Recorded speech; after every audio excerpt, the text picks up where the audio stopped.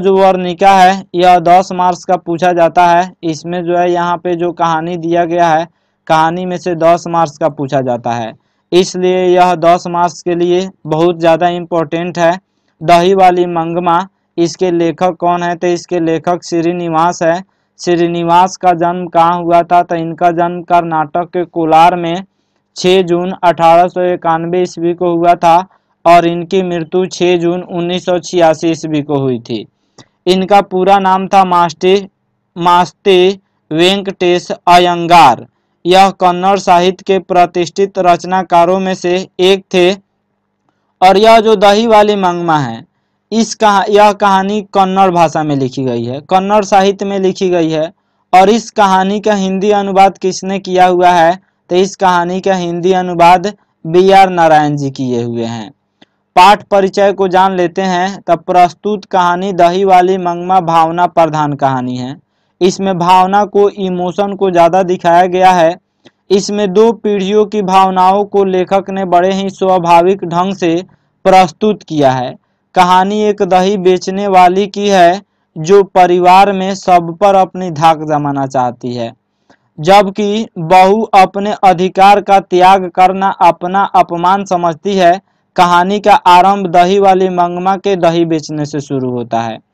चलिए कहानी को शुरू करते हैं। कहानी क्या है? तो मंगमा औलूर के समीप वेंकटपुर की रहने वाली थी और रोज दही बेचने बेंगलुरु आती थी। वह आते जाते मेरे पास बैठती और अपनी बातें करती थी। किनके पास बैठती थी? तो मंगमा जो है बेंगलुरु जाती थी दही बेचने, और यह लेखक के घर भी दही पहुंचाने जाती थी। तो वह लेखक के पास बैठती थी और अपने सुख दुख किया करती थी, बातें किया करती थी। एक दिन वह मेरे बच्चे को देखकर अपना पुत्र और पति की कहानी कहकर पति को अपनी ओर आकृष्ट करने की रहस्यमयी बातें कहने लगी। आदमी को अपने वश में रखने का 3-4 अपना अनुभवपूर्ण गुर भी बताया, तरीका भी बताया। 15 दिन बाद मंगमा आई और रोती हुई अपना गृह कलह, अपने पारिवारिक झगड़ा तथा बेटा बहू, गृह कलह का मतलब होता है पारिवारिक झगड़ा, पारिवारिक झगड़ा तथा बेटा बहू से अलग होने की दुखद कहानी सुनाई। इस प्रकार बेटे बहू से विरक्त होकर अपने जोड़े हुए पैसे को अपने साज श्रृंगार पर खर्च करने लगी। इससे वह कुछ लोगों के आलोचना के पात्र भी बन गई। कुछ लोग उसका जो है नीचा दिखाने लगे, उसका हिनाई करने लगे। बहू भी उसकी जैकेट पर ताना कसने लगी। जो मंगमा ने जैकेट खरीदी थी उस पर जो बहू थी वह ताना कसने लगी और बात बढ़ने पर दिए गए गहने भी लौटाने को तैयार हो गई। और बहू को जो मंगमा ने गहने दी थी उस गहना को भी लौटाने को तैयार हो गई थी। झगड़े का कारण क्या था? तो झगड़े का कारण तो पोते की पिटाई थी।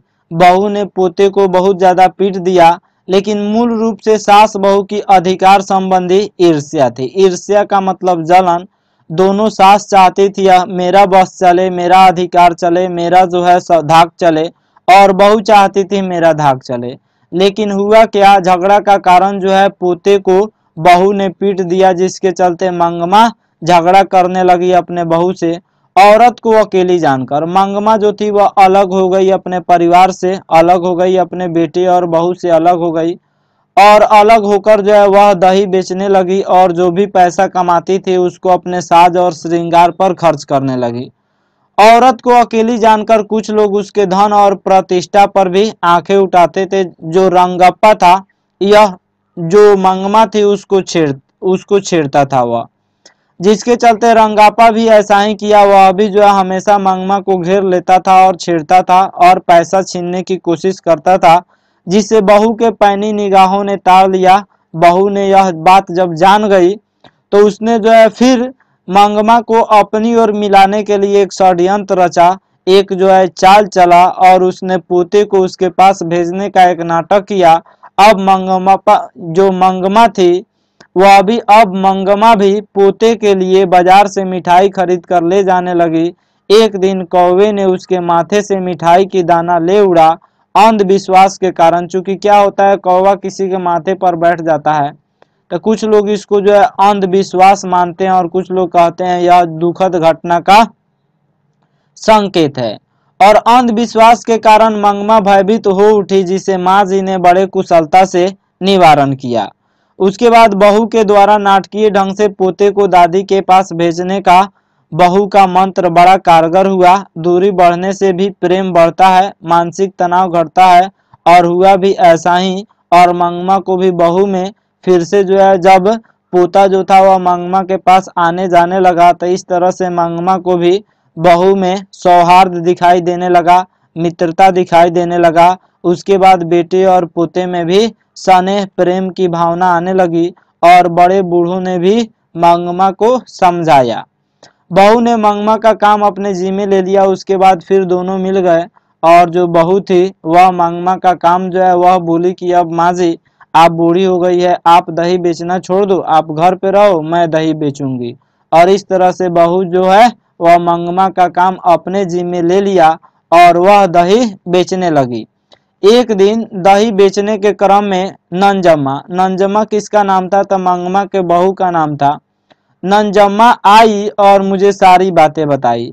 उसने परिवार का जमा पैसा लूट जाने के भय के कारण, डर के कारण बहू बड़ी कुशलता से पुनः परिवार में शांति स्थापित कर लिया। यानी उसने एक नाटक किया और अपने बेटे को मंगमा के पास भेज दी। बहू ने अपने बेटे को मंगमा के पास भेज दी, और इस तरह से फिर से शांति स्थापित हो गया।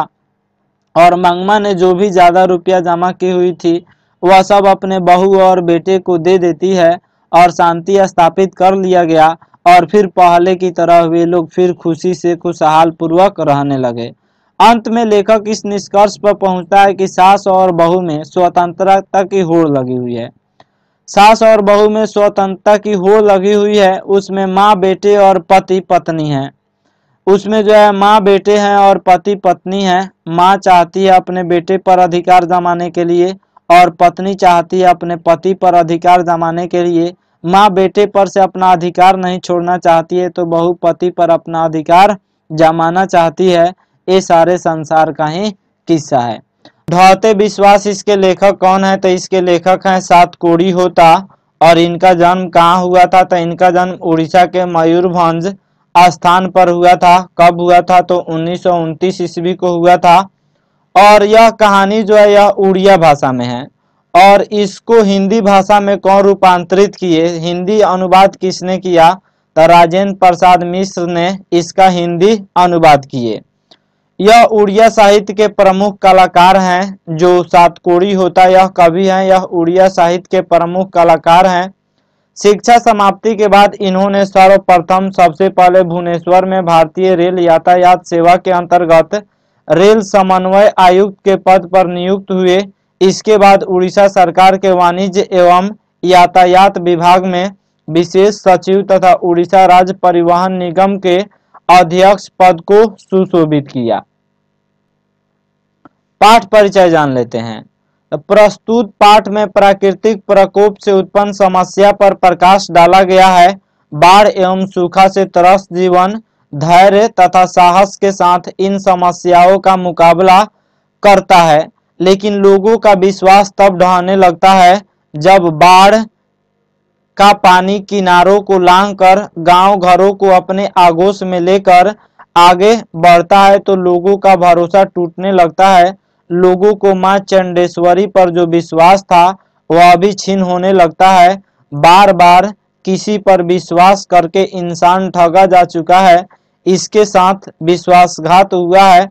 अतः अब कोई व्यक्ति किसी पर विश्वास नहीं करना चाहता है। इस पाठ में क्या है? तो इस पाठ में बाढ़ आपदा है और सूखा आपदा है, इसके बारे में जिक्र किया गया है। सूखा के बाद बाढ़ आ जाती है, और वह बाढ़ काफी जान माल की हानि करती है, जिसके चलते लोगों पर जो विश्वास था, ईश्वर पर जो विश्वास था, वह विश्वास टूट जाता है। और जो विश्वास मां चंडेश्वरी पर था, यह भी विश्वास लोगों का टूट जाता है, और लोग वह ठगा जा चुके हैं, और उसके साथ बार बार वे ईश्वर पर विश्वास कर रहे हैं, फिर भी उनका विश्वास टूट जा रहा है। कैसे वह ठगे जाते हैं? तो सूखा आया, उसके बाद लोगों को उम्मीद था चलो सूखा है तो क्या हुआ, बारिश आएगी तो बारिश में हम रोपनी का इंतजार करेंगे। और रोपनी करेंगे। उसके बाद जो है बारिश हुआ और बारिश इतना ना हुआ कि इंसान के साथ जो विश्वास जुड़ा हुआ था कि सूखा से जो है यहाँ पे निपट गए हम लोग, लेकिन बारिश होगी तो हम लोग धान की खेती करेंगे और फसल को अधिक से अधिक उगाएंगे।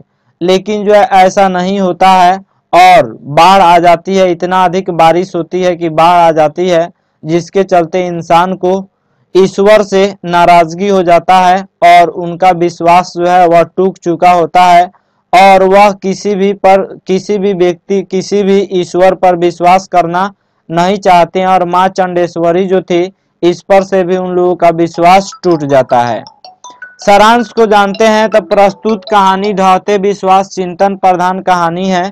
इसमें कहानीकार सातकोड़ी होता ने उड़ीसा के जनजीवन का चित्र प्रस्तुत किया है।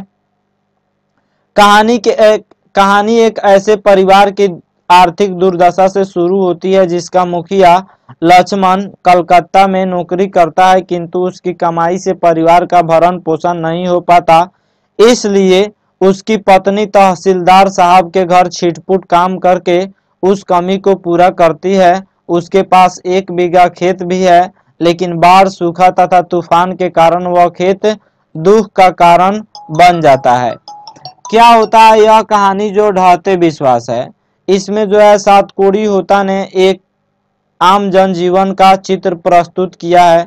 उसमें होता यह है कि यहाँ पे एक परिवार होता है और उस परिवार का जो मुखिया होता है, जो हेड होता है, वह कलकत्ता में नौकरी करता है, लेकिन उसकी कमाई से परिवार का भरण पोषण नहीं चलता है। इसलिए उसकी पत्नी भी तहसीलदार के यहाँ काम करती है और इससे अपने परिवार का भरण पोषण करती है। नेक्स्ट है, कई दिनों से लगातार वर्षा होते देखकर लक्ष्मी इस आशंका, लक्ष्मी कौन थी तो लक्ष्मी जो थी यह लक्ष्मण की पत्नी थी, इस आशंका भयाक्रांत हो गई कि इस बार भी बाढ़ आएगी। तूफान से घर टूट गया था, कर्ज लेकर किसी प्रकार घर की मरम्मत कराती है। तूफान तथा सूखा से त्रस्त होते हुए भी हल किराए पर लेकर खेती करवाती है। सूखा होने के कारण धान के अंकुर जल गए, फिर भी हार न मानकर बारिश होने पर रोपनी करने का इंतजार किसान कर रहे थे। क्या होता है, कई दिनों से बारिश नहीं होती है और सूखा होता है। सूखे के बाद तूफान आ जाता है और तूफान से लक्ष्मी का घर टूट जाता है और लक्ष्मी के जो पति थे, जो हस्बैंड थे लक्ष्मण, वह कलकत्ता में रहकर नौकरी करते थे और लक्ष्मी जो थी वह किसी प्रकार कर्ज लेकर घर की मरम्मत कराती है।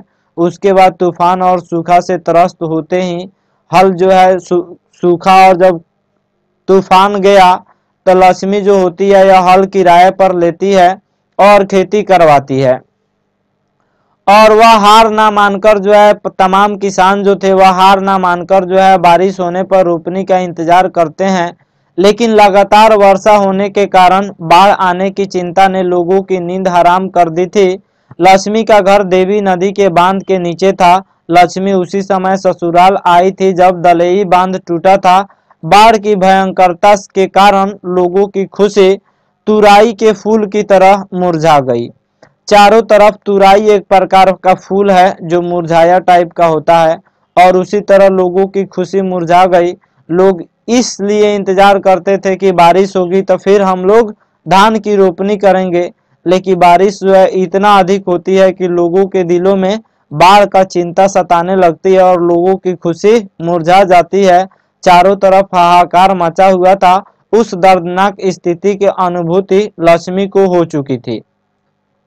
लक्ष्मी जब शुरू में ससुराल आई थी तो उसने इस तरह के बाढ़ को देखा था और उस दुख को देखा था तो लक्ष्मी को बार बार यह याद सता रहा था कि फिर कहीं वैसा ही बाढ़ ना आ जाए और वैसा ही दुर्दशा ही देखने को न पड़ जाए।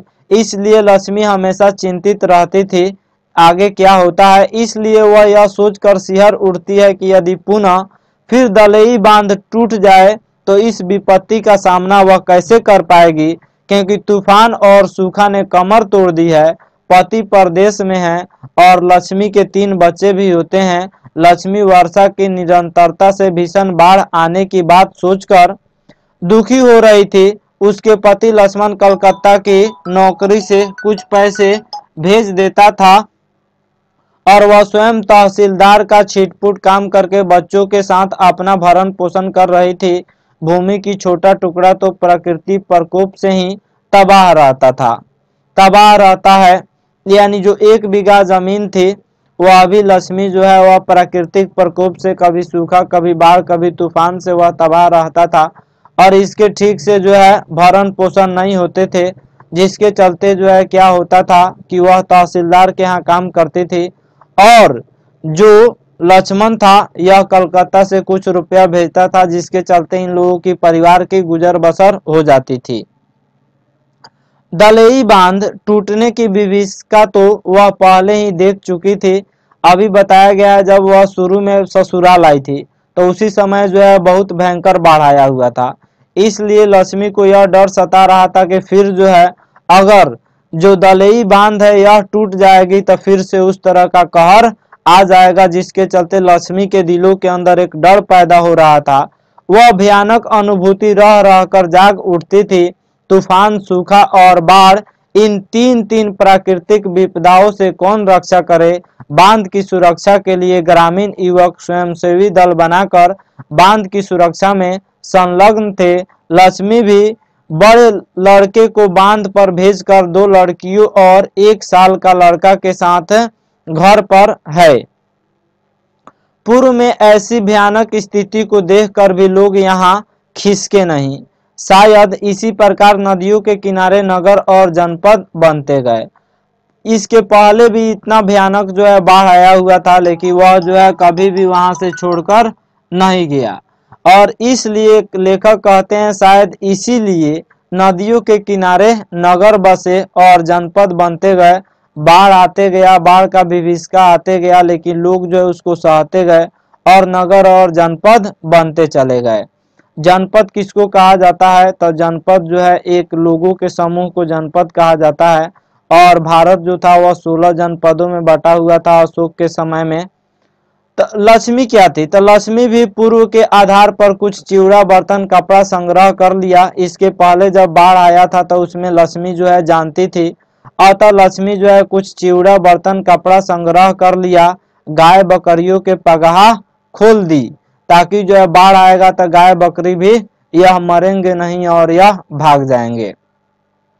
पानी ताड़ की ओर बढ़ा और शोर मच गया। उसके बाद अचानक क्या होता है, पानी ताड़ की ओर बढ़ता है और शोर मच जाता है। ग्रामीण युवक काम में जुटे थे और लोगों में जोश भर रहे थे और लोगों को ऊंचे पर जाने का निर्देश भी दे रहे थे।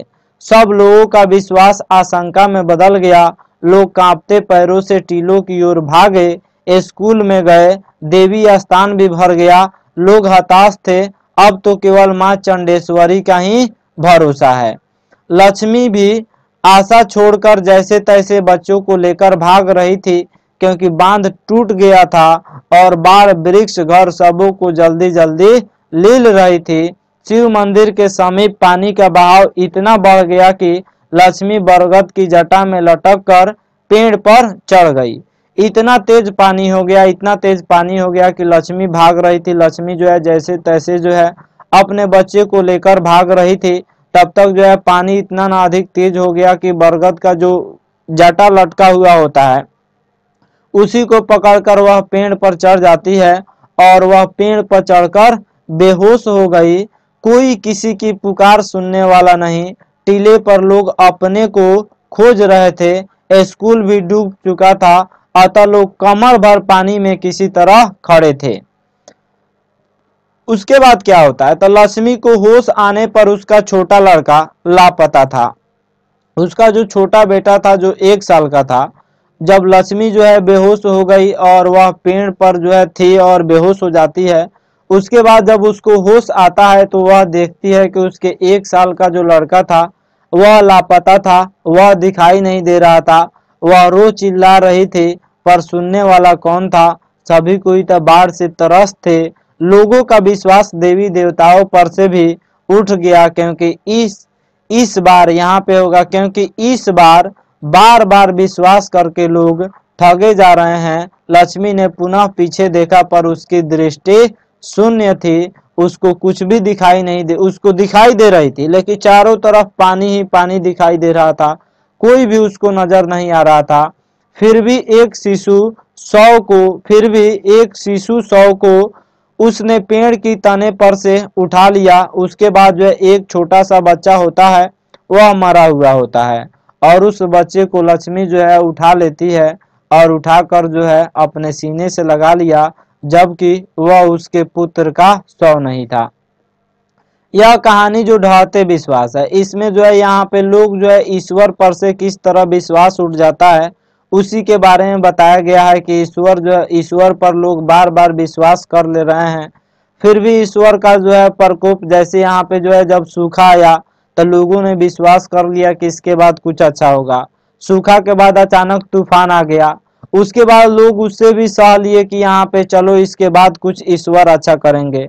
उसके बाद अचानक जो है बाढ़ आ जाता है और लोग जो है बार बार ईश्वर पर विश्वास कर लेते हैं और माँ चंडेश्वरी पर भी विश्वास कर लेते हैं, फिर भी उनको ठगा जाते हैं, फिर भी वे ठगे जाते हैं और इस तरह से जो है वह प्राकृतिक आपदाओं में सब किसी का छिन्न भिन्न हो जाता है।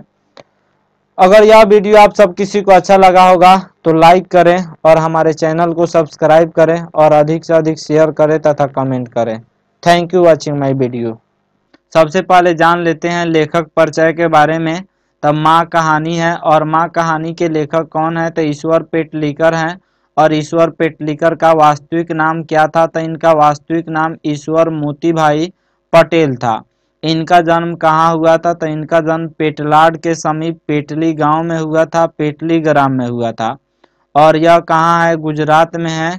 और कब हुआ था तो 9 मई 1916 ईस्वी को हुआ था। और इनकी मृत्यु कब हुई थी तो इनकी मृत्यु 22 नवंबर 1983 ईस्वी को हुई थी। और यह जो कहानी है गुजराती भाषा में कहानी है और इसका हिंदी अनुवाद कौन किए हुए हैं तो इसका हिंदी अनुवाद गोपाल दास नागर किए हुए हैं। और यह जो लेखक थे यह गुजराती भाषा के अति लोकप्रिय कथाकार हैं। श्री पेटलीकर साहित्य के अतिरिक्त सामाजिक और राजनीतिक जीवन में भी सक्रिय रहे हैं यहाँ पे रहे होगा। पाठ परिचय को जान लेते हैं। तब पाठ परिचय प्रस्तुत पाठ माँ एक विचार प्रधान कहानी है। इसमें कहानीकार ने एक माँ की ममता का बड़ा ही मार्मिक चित्रण किया है।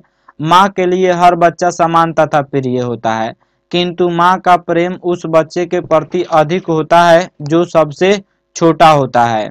माँ की 4 संतान हैं, जिनमें 2 बड़े पुत्र शहर में नौकरी करते हैं तथा एक बेटी की शादी हो चुकी है और वह अपने ससुराल में है। छोटी बेटी मंगू पागल है, जो सबसे छोटी बेटी है वह मंगू पागल थी। लोग उसे पागलों की अस्पताल में भर्ती करने की सलाह देते हैं, लेकिन माँ कहती है कि जिस लाड़ प्यार से माँ सेवा करती है वैसा लाड़ प्यार अस्पताल में कौन करेगा, इसलिए अस्पताल में भर्ती नहीं कराती है। उसकी सेवा देख लोग दंग रह जाते हैं। लोग अचंभित रह जाते हैं कि एक माँ जो है अपने पागल बेटी की कितनी सेवा कर रही है। नेक्स्ट है, जितना ध्यान माँ मंगू को रखती है उतना न तो कमाऊ पुत्रों की और न ही शादीशुदा पुत्री की। सबसे ज्यादा माँ जो थी वह मंगू का ख्याल रखती थी, शादीशुदा पुत्री की भी ख्याल उतना नहीं रखती थी और जो कमाऊ पुत्र थे उसका भी ख्याल उतना नहीं रखती थी जितना ख्याल वह मंगू को रखती थी। लेकिन गांव की ही लड़की कुसुम जब अस्पताल से ठीक होकर वापस घर लौटती है तब माँ ने अपनी पागल पुत्री को अस्पताल भर्ती कराने को राजी हो जाती है, लेकिन पुत्री से अलग होते ही उसकी दशा वैसे ही हो जाती है जैसे पुत्री की थी। यानी माँ जो थी वह भी पागल की तरह हो जाती है, पागल टाइप की हो जाती है। कहानीकार ने इस कहानी के माध्यम से यह सिद्ध करना चाहा है कि सच्चा प्रेम माँ की ममता है। जिसके प्रति अधिक ममता होती है उससे अलग होने पर उसका दिल टूट जाता है और वह पागलों की तरह हो जाते हैं। शुरू करते हैं कहानी को। तो कहानी है मंगू को पागलों के अस्पताल में भर्ती कराने की सलाह लोग जब उसकी माँ को देते तो वह एक ही जवाब देती, माँ होकर सेवा नहीं कर सकती तो अस्पताल वाले क्या करेंगे। जन्मजात पागल जो मंगू थी यह जन्म से पागल थी और गूंगी थी, वह बोल भी नहीं सकती थी और वह पागल थी। मंगू को जिस तरह पालती पोसती सेवा करती उसे देख सभी माँ की प्रशंसा करते। मंगू के अलावा माँ के 3 संतानें थी, जिसमें 2 पुत्र थे और 1 पुत्री। बेटी ससुराल चली गई थी, बेटी का भी शादी ब्याह हो गया था, और पुत्र पढ़ लिख कर शहरी हो गए थे, उन लोगों का भी शादी ब्याह हो गया था। उनके भी बाल बच्चे थे। जब सभी गांव आते तो माँ उनको भी प्यार करती, किंतु जो बहुएं थी उन बहुओं को संतोष नहीं होता। वे जलने लगती कि अपने बेटे को ज़्यादा प्रेम नहीं कर रही है, और यह सबसे छोटी बेटी जो मंगू है इसी की ज़्यादा प्रेम कर रही है, इसी की ज़्यादा परवाह कर रही है। जो बहुएं थी वह जलने लगती है और कहती कि मंगू को झूठा प्यार दुलार कर माँ ने ही अधिक पागल बना दिया है। और फिर कहती, जो बहुएं थी वह कहती, आदत डाली होती तो पेशाब पखाना का तो ख्याल रखती, डांट से तो पशु भी सीख लेते हैं। बेटी भी ऐसे ही बातें सुनाती। बेटी थी और जो बहुएं थी यह भी जो है माँ को हमेशा बोलती रहती थी, कहती थी कि तुम्हारे लाड़ प्यार के कारण जो है यह और अधिक पागल हो गई है। अगर इसको डांटा होता तब भी जो है यह पेशाब पखाना स्वयं कर लेती, लेकिन जो है यहाँ पे डांट तुम्हारे लाड़ प्यार के चलते, डांट न सहने के चलते जो है यह और अधिक पागल हो गई है, और यह बिछौने पर जो है पखाना और पेशाब कर देती है। पुत्र माँ के भाव को समझते थे, इसलिए कुछ नहीं कहते थे। जो पुत्र थे वह माँ को कुछ नहीं कहते थे। इसी बीच क्या हुआ था, इसी बीच कुसुम अस्पताल गई। कुसुम भी एक पागल लड़की थी, और यह अस्पताल गई और दूसरे महीने ही ठीक हो गई। फिर भी डॉक्टरों के कहने पर 1 महीना और रही। गांव आई तो सभी देखने दौड़े। सब लोग कहने लगे, माँ जी एक बार अस्पताल में मंगू को भर्ती करा के देखो, जरूर अच्छी हो जाएगी। इस बार माँ ने विरोध नहीं किया। क्या हुआ कि कुसुम जो थी यह भी एक पागल लड़की थी, और इनको जो है जब अस्पताल में भर्ती कराया गया तो यह 2 महीने में ही ठीक हो गई। उसके बाद गांव के लोगों ने माँ से कहा कि माँ जी आप भी एक बार अस्पताल में मंगू को भर्ती करा कर देखिए, यह भी अच्छी हो जाएगी। उसके बाद माँ ने जो है शुरू में तो बहुत ज़्यादा विरोध करती थी, लेकिन इस बार जो है वह विरोध नहीं की। इस बार उसे विश्वास हो गया कि हाँ मंगू मेरी ठीक हो जाएगी। बड़े बेटे को चिट्ठी भेजवाई। उसके बाद गांव के लोगों ने कहा कि अस्पताल भेजो, ठीक हो जाएगी। तब माँ जी ने क्या कि माँ जी ने बड़े बेटे को चिट्ठी भेजवाई, लेकिन रात की नींद उड़ गई, मन का चैन छिन गया। कैसे रहेगी मंगू अस्पताल में। माँ यही सोचने लगी कि अस्पताल में मंगू कैसे रहेगी, कुछ भी तो शऊर नहीं इसे। वह जो माँ थी वह कहती है कि इसे कुछ भी शऊर नहीं है, पेशाब पखाना का भी शऊर नहीं है, और यह जो है यानी किस तरह जो है रहे, पागल भी है, गूंगी भी है, और अस्पताल वाले पता नहीं जो है इसका देखभाल कैसे करेंगे। लेकिन क्या होता है कि चिट्ठी जो है अपने बेटे को तब भेजवा देती है, और चिट्ठी पाकर बड़ा बेटा आ गया, मजिस्ट्रेट से जरूरी कागज तैयार करवाए। उसके बाद क्या होता है, तो उसके बाद माँ को लगा कि बेटा भी मंगू से छुटकारा चाहता है, जो जल्दी जल्दी करवा रहा है। यानी माँ को लगा कि यह भी जो है आ गया और आकर जो है जल्दी जल्दी कागज तैयार करवा रहा है, यह भी चाहता है कि मंगू मेरे घर से चली जाए। इसलिए माँ जो है यह सोचने लगी कि यह भी छुटकारा चाहता है, जो जल्दी जल्दी काम करवा रहा है। आखिर जाने का दिन आ गया। उस रात माँ को नींद नहीं आई। जब मंगू को लेकर घर से बाहर निकलने लगी तो जैसे ब्रह्मांड का बोझ उस पर आ गया। माँ भारी कदमों से अस्पताल में दाखिल हुई। मुलाकात का समय था। उसके बाद माँ क्या देखती है, तो माँ देखती है कि एक पागल अपने पति से लिपट गई और बोली। एक पागल औरत जो थी वह अपने पति से लिपट जाती है और वह बोलती है, ई भूतनिया। किसको बोली? नर्स की ओर इशारा करके वह जो पत्नी थी वह अपने पति से बोली, ई भूतनिया मुझे अच्छे कपड़े नहीं देती। उसकी परिचारिका, परिचारिका किसको कहा जाता है? नर्स को कहा जाता है। तो जो नर्स थी उसने हंस कर कहा, खा लो, मैं सब दूंगी। उसके बाद जो है माँ ने जब उस नर्स की आवाज को सुना तब माँ के अंदर यह विश्वास हो गया कि ये सब लोग दयालु हैं, ये सब दया करने वाले हैं, हमारे मंगू को कुछ नहीं होगा। उसके बाद क्या होता है कि डॉक्टर और मेट्रन आ गई। मेट्रन किसको कहा जाता है? तो जो सीनियर नर्स होती है, जो नर्स तो ऐसे सभी कोई होती है, लेकिन जो सीनियर नर्स होती है उसी को मेट्रन कहा जाता है। तो डॉक्टर आ गई और मेट्रन आ गई। मंगू का कागज देखा, बेटे ने कहा कि मेरी मंगू का ठीक से ख्याल रखिएगा। मेट्रन ने कहा कि आपको चिंता करने की जरूरत नहीं है। जो सीनियर नर्स थी उसने कही कि आपको चिंता करने की जरूरत नहीं है।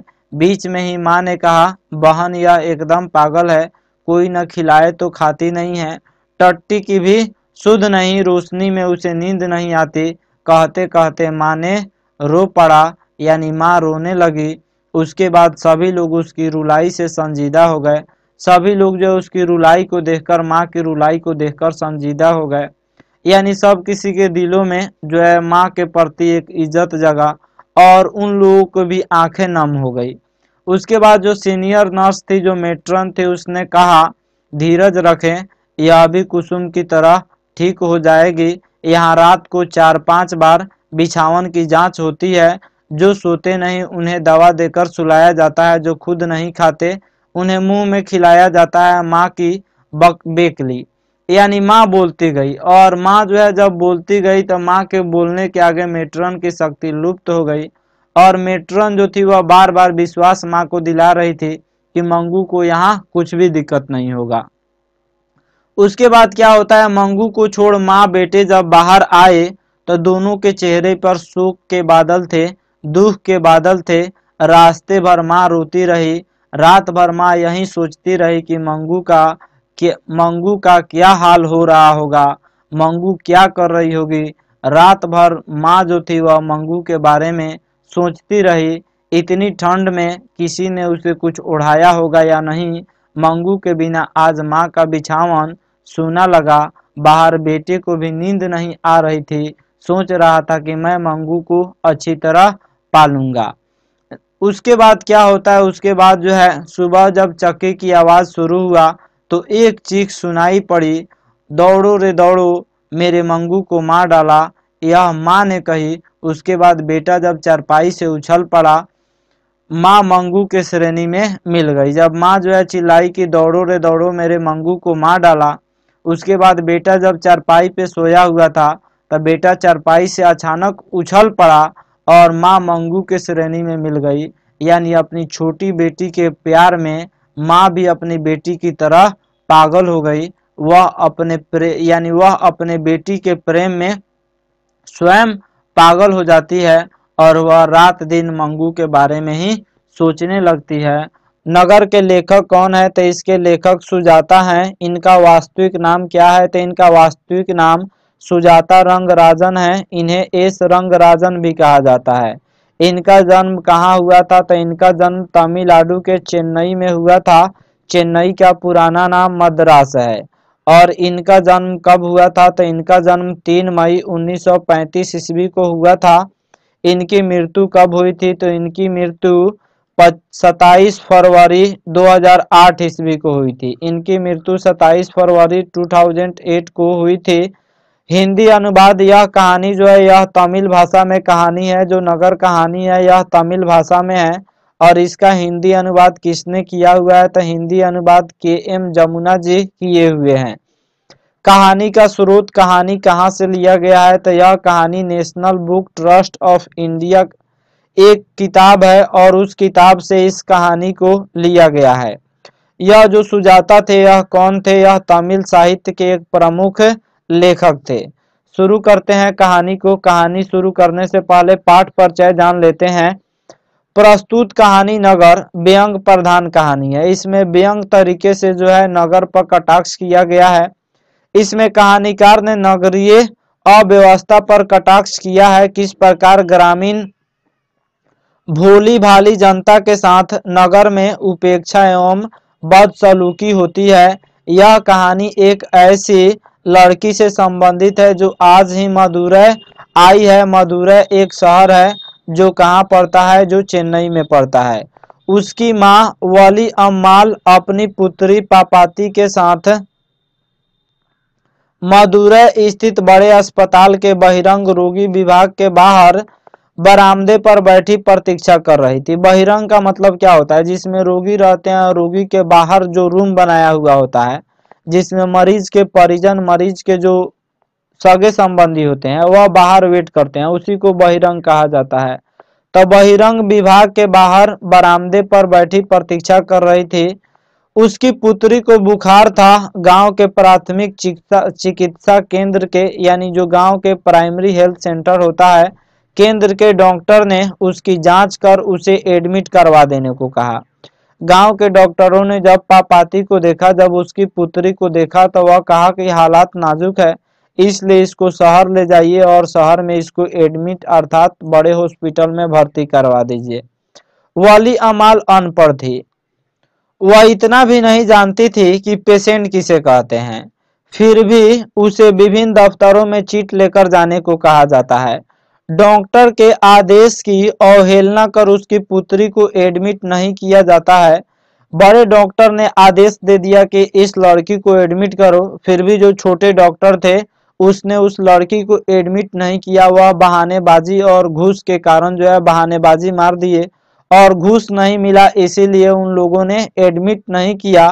तंग आकर वह वहां से विदा हो जाती है। जो पापाती थी, जो औरत थी जो इलाज कराने गई थी, वह वहां से विदा हो जाती है। दूसरे दिन जब बड़े डॉक्टर पापाती को अनुपस्थित देखकर जानकारी लेते हैं तो पता चलता है कि वह वहां से विदा हो चुकी है। इससे स्पष्ट होता है कि नगर की व्यवस्था अति अस्त व्यस्त हो गई है। जहां पैसे पर खेल होता है, जहां भ्रष्टाचार है, जहां घूस लेकर काम किया जाता है, गरीब एवं ग्रामीण के लिए कोई जगह नहीं है। शुरू करते हैं कहानी को। तो कहानी मदुरै की कहानी है। मदुरै के एक बड़े अस्पताल में वली अमाल अपनी लड़की पापाती के साथ बहिरंग विभाग के बरामदे में बैठी प्रतीक्षा कर रही थी। पापाती को बुखार था। उसे लेकर गांव के प्राइमरी हेल्थ सेंटर जो प्राथमिक चिकित्सा केंद्र थे वहां लेकर गई तो डॉक्टर ने कहा कि एक्यूट केस ऑफ मेनिंजाइटिस। फिर बारी बारी से दूसरे डॉक्टरों ने देखा। प्राइमरी हेल्थ सेंटर ले गए। उसके बाद वहां के डॉक्टरों ने कहा कि इसको बड़े अस्पताल लेकर जाइए। उसके बाद वह मदुरै बड़े अस्पताल में लेकर जाती है तो वहां के डॉक्टरों ने एक्यूट केस ऑफ मेनिंजाइटिस कहा, जिसको दिमागी बुखार टाइप का यह एक बीमारी होता है। फिर बारी बारी से दूसरे डॉक्टरों ने देखा। बड़े डॉक्टर ने एडमिट करने को कहा। उसके बाद बड़े डॉक्टर जो देखे वह कहे कि यह जो है काफी खतरनाक बीमारी है और इसका इलाज नहीं किया जाएगा तो यह मर जाएगी, इसलिए बड़े डॉक्टर ने स्थिति को देखकर एडमिट करने को कहा। वली अमाल ने डॉक्टर की ओर देखकर यहाँ पे देखकर होगा, देखकर पूछा, बाबूजी अच्छी हो जाएगी ना? यानी जो मेरी बेटी है, वली अमाल की बेटी का क्या नाम था? पापाती नाम था। अच्छी हो जाएगी ना? तो डॉक्टर ने कहा कि पहले एडमिट करवा ले, इस केस को मैं स्वयं देखूंगा। यह केस जो था, यह बीमारी जो था मेनिंजाइटिस, यह बहुत सीरियस बीमारी था और बड़े डॉक्टर ने कहा कि इस केस को मैं देखूंगा। उसके बाद डॉक्टर धनशेखरन श्रीनिवास को सारी बात समझाकर बड़े डॉक्टर के पीछे दौड़े। श्रीनिवासन ने वली अमाल से कहा, ए ले, इस चीट को लेकर सीधे चली जाओ, सीढ़ियों के ऊपर कुर्सी पर बैठे सज्जन को देना, बच्ची को लेटी रहने दो। वली अमाल चीट लेकर सीधे चली गई। कुर्सी खाली पड़ी थी। थोड़ी देर बाद सज्जन अपने भांजे को भर्ती कराकर लौटे। सबको लाइन लगाने को कहा। आधे घंटे बाद वली अमाल से कहा, इस पर डॉक्टर का दस्तखत नहीं है। वह घूस लेने के चलते, पैसे के चलते विभिन्न प्रकार के बहानेबाजी मारने लगे। कौन? जो डॉक्टर थे, जो यानी सीढ़ी के नीचे डॉक्टर थे, उस डॉक्टर ने बहानेबाजी मारने लगे और वह वली अमाल से कहे, इस पर डॉक्टर का दस्तखत नहीं है, दस्तखत करवा कर लाओ। उसके बाद जो थी वह फिर जो है यहाँ पे जैसे तैसे फिर वह वेतन आदि के बारे में पूछकर चीट देकर कहा। जो सीढ़ी के नीचे बैठा सज्जन था वह चीट देकर कहा, इसे लेकर सीधे जाकर बाएं मुड़ना, तीर का निशान बना होगा, 48 नंबर कमरे में जाना। वह वहां से उसको दूसरे जगह भेज देते हैं। उसके बाद क्या होता है, वली अमाल को कुछ समझ में नहीं आया। जो सीढ़ी के नीचे सज्जन बैठे थे उसने समझाया तो वली अमाल को कुछ समझ में नहीं आया। इधर उधर घूमकर एक कमरे के पास पहुंची। वहां के एक आदमी ने चीट ले ली। जो हाथ में पुर्जा था उस पुर्जा को ले लेते हैं।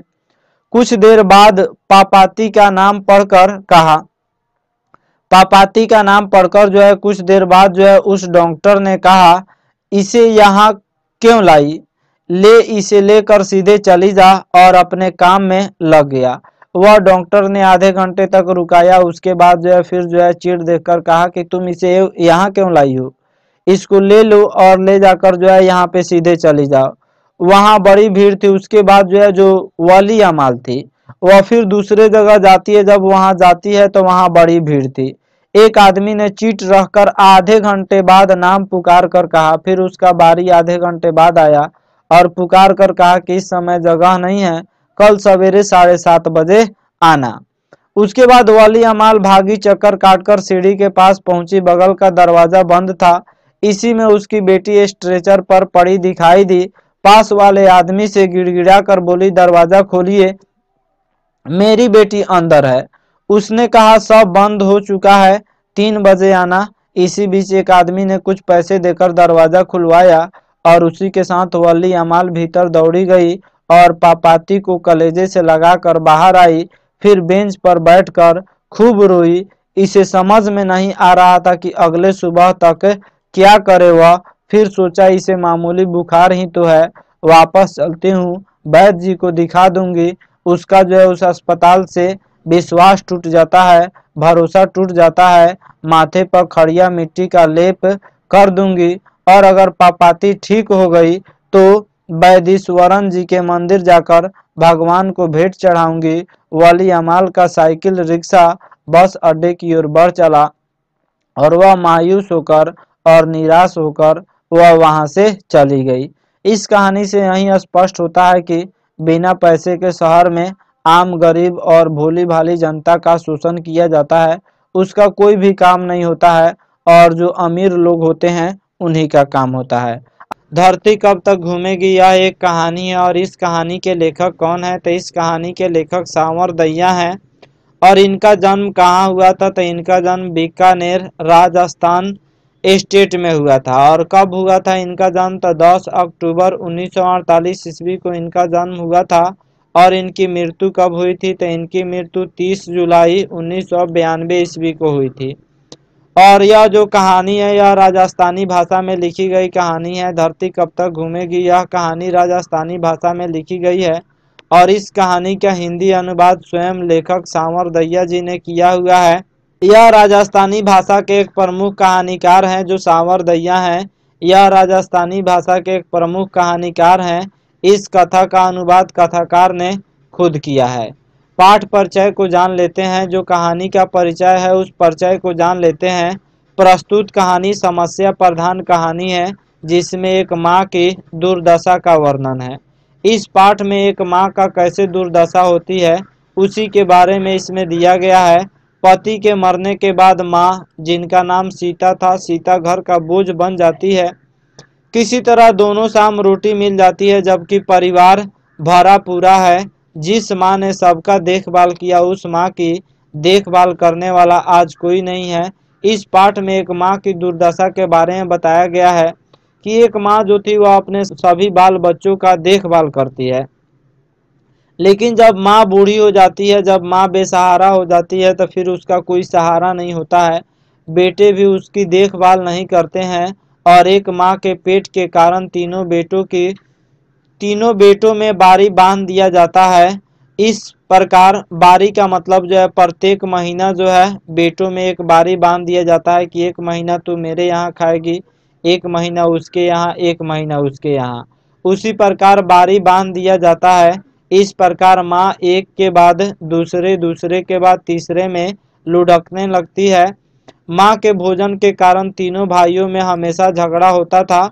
उसके बाद बड़ा बेटा कैलाश ने अपने दोनों छोटे भाइयों से कहा, यह बात अच्छी नहीं लगती कि माँ हर महीने इधर उधर लुढ़कती रहे, इसलिए हम तीनों ही माँ को हर महीने 50-50 रुपये दिया करें, वह स्वयं रोटी खाएगी, पकाएगी।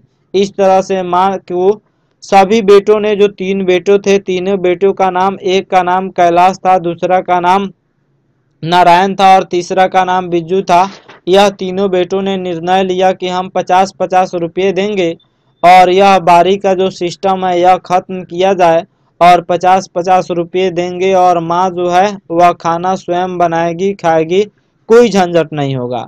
बेटे के इस निर्णय के बाद माँ का जो स्वाभिमान था वह जाग पड़ा। जो माँ थी उस माँ ने कहीं और काम करके खाने का निश्चय कर घर का त्याग कर दिया। कहानीकार ने धरती कब तक घूमेगी के माध्यम से यह बताने का प्रयास किया है कि दूषित मानसिकता और स्वार्थ के कारण लोग जन्म देने तथा पालन पोषण करने वाली माँ तक की उपेक्षा कर देते हैं, उसको भी इग्नोर कर देते हैं।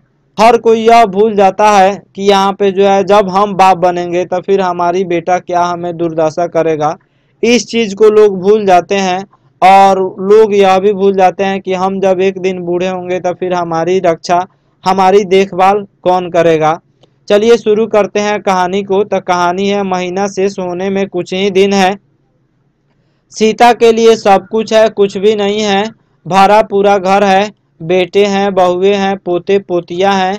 2 जून खाने को रोटी भी मिल जाती है, लेकिन रोटी ही सब कुछ नहीं है।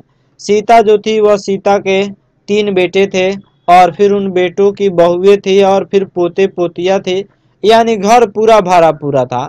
लेकिन जो है झंझट किस लिए होता था, तो उस घर में झंझट एक माँ के रोटी के लिए होता था कि माँ को हम नहीं खिलाएंगे तो हम नहीं खिलाएंगे।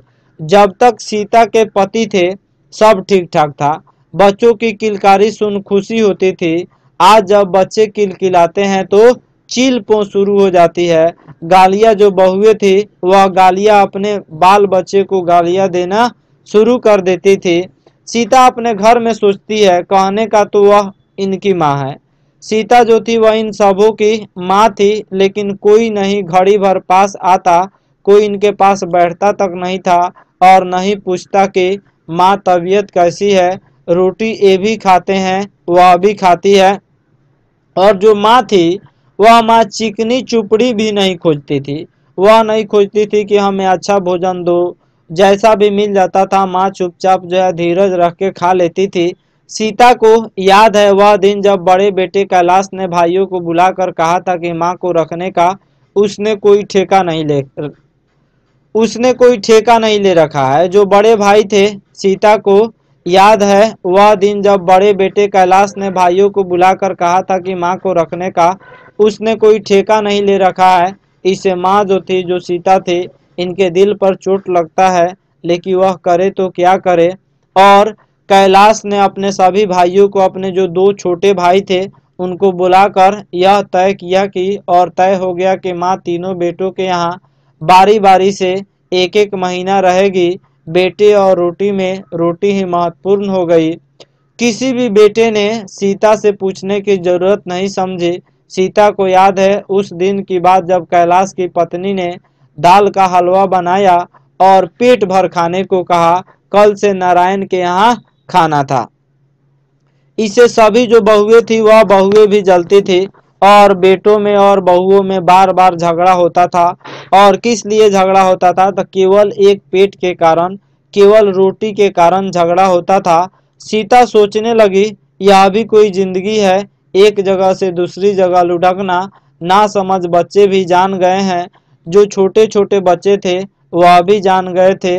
उसका हाल पाटे के भिखारी जैसी है। जिस तरह पाटे के भिखारी एक जगह से दूसरी जगह घूमता रहता है, उसी तरह माँ जो है वह एक घर से दूसरे घर, फिर उसके घर, फिर उसके घर वह घूमती रहती थी। एक जगह से दूसरी जगह जाना। महीना खत्म होते ही बेटा कहता है अब तू दूसरे घर जा। इसी तरह जो है यहाँ पे महीने का जो खेल था, बारी का जो खेल था, वह 5 वर्ष इसी तरह बीत गया आवाजाही में। बीजू के यहाँ थी। एक दिन की बात है कि बीजू के यहाँ इनकी बारी थी। एक दिन नारायण की पत्नी ने बेटे के जन्मदिन पर रसमलाई भेज दी। बीजू की पत्नी जल भून गई और बोली अपनी अमीरी दिखाने के लिए रसमलाई भेजी है क्या, देखी रही सी। जो बीजू की पत्नी थी वह झगड़ने लगी और इस तरह से होता क्या है, इनकी लड़ाई का अंत नहीं है। कांटों में घसीटती तो सीता है और जितनी भी लड़ाइयाँ होती थी बहुओं में और बेटों में, वह किसके कारण होती थी, तो सीता के कारण होती थी। कभी सीता जो है वह किसी के बारी में थी और दूसरे किसी के बच्चे को अगर खिला देती थी, इसके लिए भी झगड़ा होता था। दूसरे किसी बच्चे को अगर लाड़ दुलार कर देती थी, अगर खिला देती थी, तो उसके लिए भी झगड़ा होता था। एक पेट के लिए इतना झंझट, उसकी रोटी में ऐसा क्या है। एक माँ जो सबकी देखभाल करती है, उसको देखभाल करने वाला आज कोई नहीं था। उस दिन हद हो गई। जिस दिन जो है यह झगड़ा हुआ, उस दिन तो हद हो गई। कैलाश ने कहा कि अच्छा नहीं लगता, माँ महीने भर इधर उधर लुटकती है, तीनों 50-50 रुपये हर महीना दिया करेंगे। उसके बाद जो बड़ा भाई था कैलाश, उसने जो है अपने दोनों छोटे भाइयों को बुलाकर कहा कि बार बार झगड़ा हम लोगों को पसंद नहीं है, इसलिए हम तीनों 50-50 रुपये हर महीना दिया करें। रोटी वह अपनी पकाएगी, खाएगी। सीता कुछ नहीं बोली, उसकी आंखों के आगे अंधेरा छा गया, रोने लगी, मगर आवाज़ बाहर न निकली। एक माँ के रोटी के कारण घर में इतना झंझट फैल गया था। सोचने लगी कि कौन मुफ्त का खाती हूँ, बच्चों की देख रेख करती हूँ, मजदूरी दे रहे हैं क्या, मजदूरी तो कहीं भी कर लूँगी, दुनिया में कौन काम की कमी है, और न सही तो कहीं बर्तन हांडी धो लेंगे।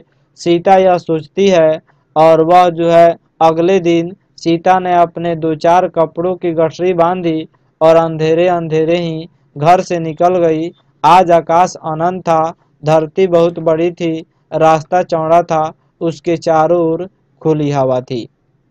और इस तरह से सीता जो है वह एक रोटी के कारण जो है, अपने पेट के कारण वह अपने बेटों का घर त्याग देती है, और वह कहीं पे मजदूरी करके या बर्तन हांडी करके खाने का निश्चय कर लेती है।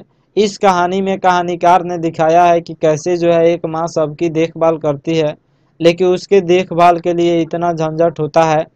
आशा करता हूँ यह वीडियो आप सब किसी को अच्छा लगा होगा। हमारे चैनल को सब्सक्राइब करें, वीडियो को लाइक करें और कमेंट करें और अधिक से अधिक शेयर करें। Thank you watching my video.